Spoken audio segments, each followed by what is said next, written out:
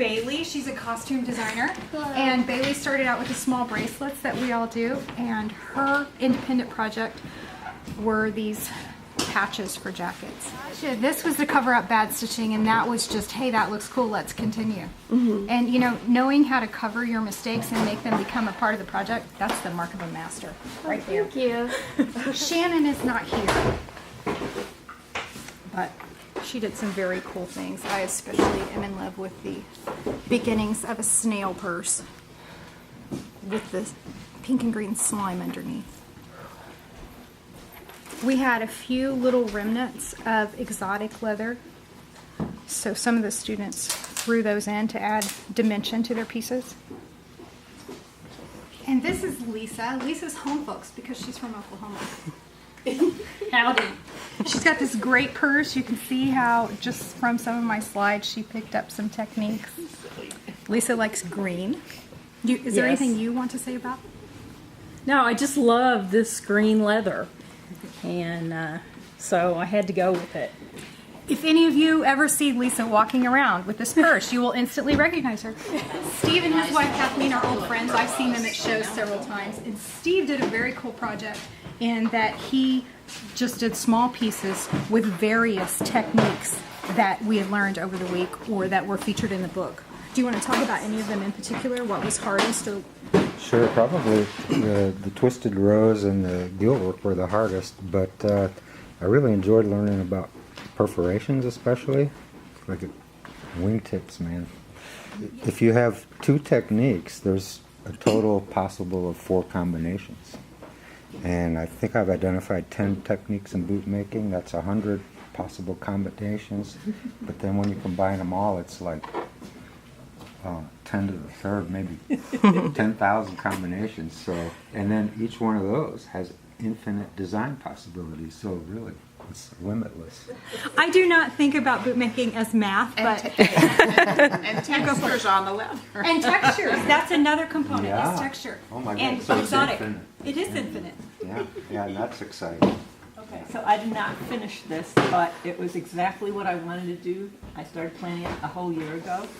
And I went through the whole learning process, and I think I implemented just about every technique that Lisa taught us with the bracelets. But I really liked the 3 different leathers, which I got to learn to use, which is the ostrich in brown, the calf in green, and then everything else would be various thicknesses of kangaroo. But it was very interesting. Skiving was really, really hard. I spent a lot of time skiving all those tiny little pieces. This is John. You have to play a few notes. My biggest challenge was sewing, so I made tool cozies as well, even though they don't have any inlay or overlay. Wow, you have all these little tool pouches too. And it's holding a lighter, but I figured it's going to hold a handmade kazoo one day. Nice. And you used one of your bracelets as a slidey piece. And Sarah is a... Yes. Okay, so she's worked in a lot of different fabric with her pieces, which I really like the colors and the way she layers it in and brings in different colors as she's layering. Again, my favorite part of these classes is seeing how people's visions are shown whenever they learn the skills. Favorites. This one I call gin and tonic because of the stitching, and this one I call the morning after. It does look a little blurry around the edges. That is. It was late at night, and I came to learn skiving and beading, and yesterday, I will announce, I skived a perfect edge. Here we have Monica. Hello. Monica's a dentist. Retired, lapsed, now I just live. And she's into fish. I do. I like to scuba dive. This is a flashlight fish, one of my favorite little fish in the cardinal fish family.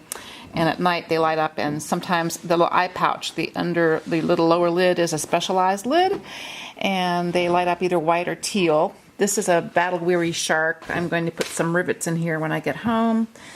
This is a cardinal fish, and this is gill work that I copied from Steve. And I'm going to hang a little pearl and probably frame this little piece. And then I do need to work on my stitching quite a bit. I'm a little impatient, and it shows. And I was especially impressed the way you used of the edges. the leather itself to create the effect that you wanted.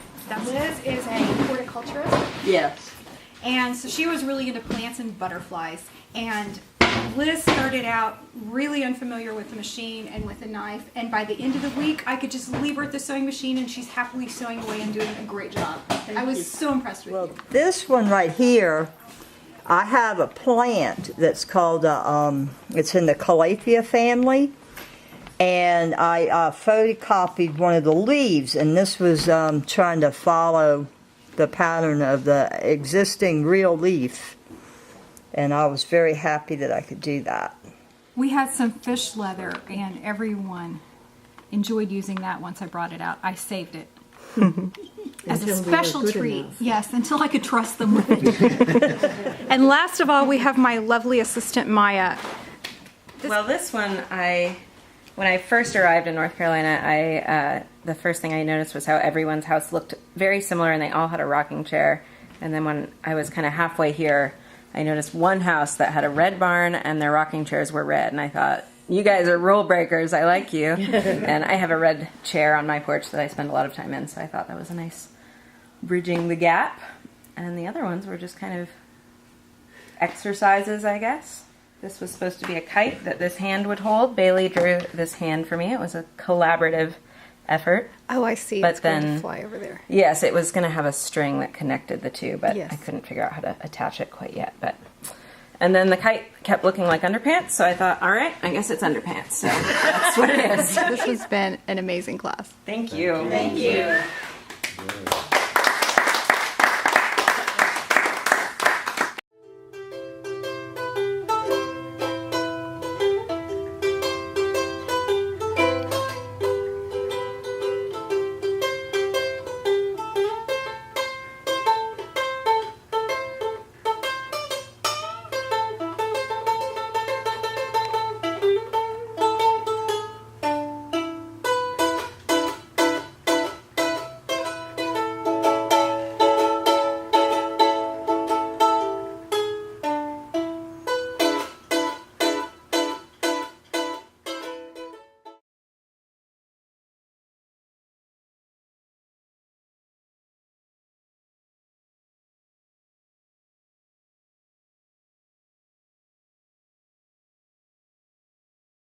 So do you know why Britain and America, just like white people, don't have spices? Britain invaded most of the known world for their spices, just about every country that they could think of and get a ship to. And then the problem was they had a lot of spices. They had so many spices, in fact, so much spices that even poor people could have spices. And that was just ridiculous and unacceptable. Of course, rich people couldn't be eating what poor people were eating. So then the really like hot couture thing to do was to have just simple food, plain food that was nice and pure and didn't have any of those like trashy poor people spices. And so what they came up with dishes that required a lot of like really intensive labor, but no spices, of course. And so they would have dishes like there's that one dish that I can't think of the name now, but you have to whisk an egg for like an entire day. And of course poor people can't have that food. They can't afford to take off an entire day of work to whisk an egg.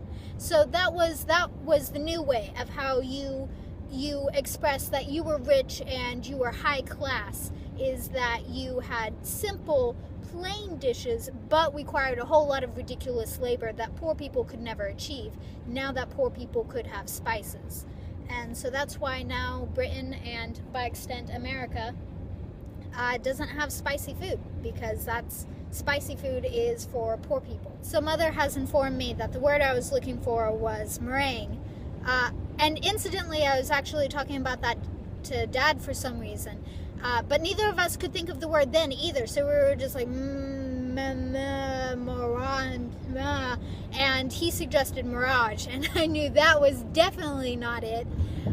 But then we had a small little joke about mirages of meringues. So, for poor people, a meringue is just a mirage.